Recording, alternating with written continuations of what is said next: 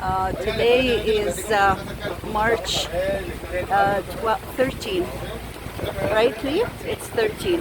Yeah, 2020. النهارده يوم مارس 13 واحنا في boat ride. Oh, it's okay. I'm just next to the chair. I just want to do a little tape.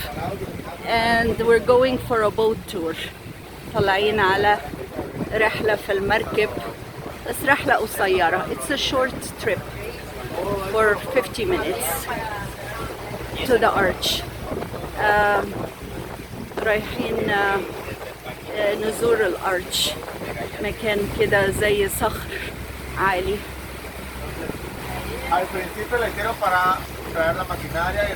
ودول الستاف انريكي وسيرفيان. Guys, do you know that all this water was not here in the 70s? I used to be a fountain, all this park. What it used to be? It used to be a little airport. Oh, is that right? Airport.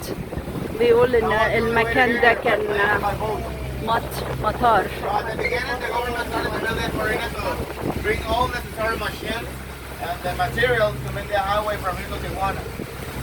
And then these guys of EV Marina bought it. They made it private.